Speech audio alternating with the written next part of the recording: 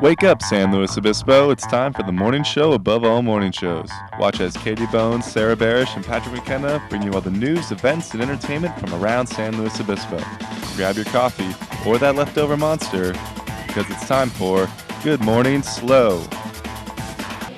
Hello and welcome to a special edition of Good Morning SLO. I'm Sarah Barish. And I'm Katie Bone. You've probably noticed that we're not in our usual studio. We're here at Julian's Coffee enjoying some pastries.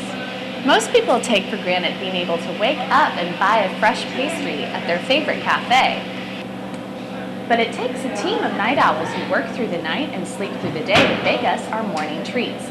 Good Morning SLO took a trip to SLO Baked, a local bakery that delivers pastries to over 40 cafes here in town, including at Julian's. There I met owner's husband and wife team, John and Vanessa O'Connor, and learned more about what it's like to be an early riser.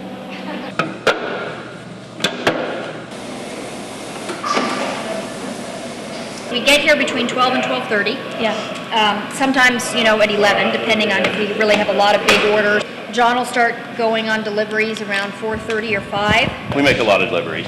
We really do. But I like doing the deliveries because I like getting out there and seeing the owners. It's important that they see a face to our business because they're asleep right now and we're not. And so when they get to see us first thing in the morning, they know that things were done right. Sometimes we get home at like 9 o'clock in the morning and you see the whole line of cars just going to work and we're like, oh, we're done. It's like then you kind of wonder what people think of us when we're walking around in the middle of the day. But it's also, it would be nice because then you could do a lot more stuff with people.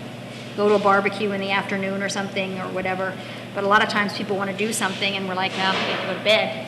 We've had Thanksgiving, Christmas Day, and New Year's Day off. And if things keep going the way they're going, our next day off will be Thanksgiving.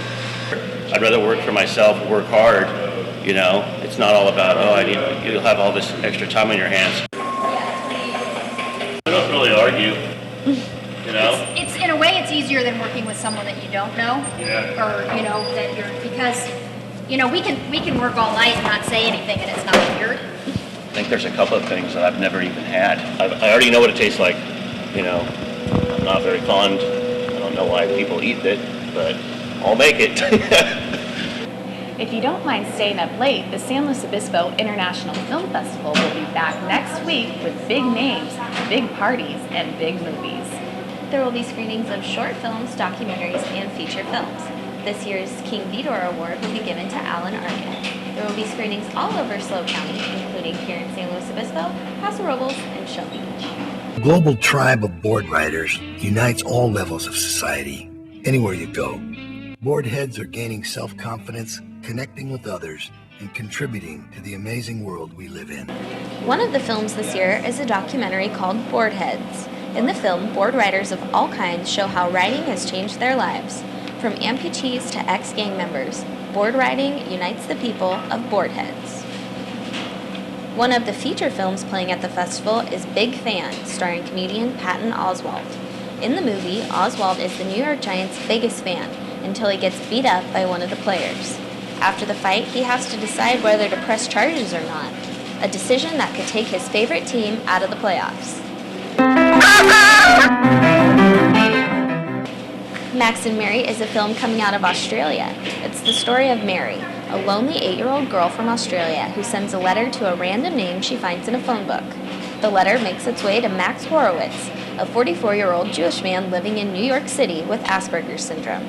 Their friendship journeys through 2 decades, over 2 continents, and through all of life's ups and downs.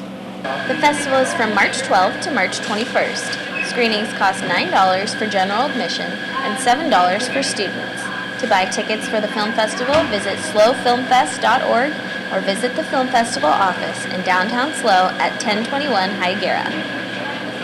There sounds like there's going to be a lot of great films shown at the festival. It's going to be hard to choose. Well, you don't have to. You can buy a movie star pass for $90 and see all the movies. Sounds like a good deal. Well, thanks for joining us here from Julian's at the Cal Poly Library. I'm Sarah Barish. And I'm Katie Bone. Have a great day, and don't forget to go check out the film festival and have a SLO baked pastry.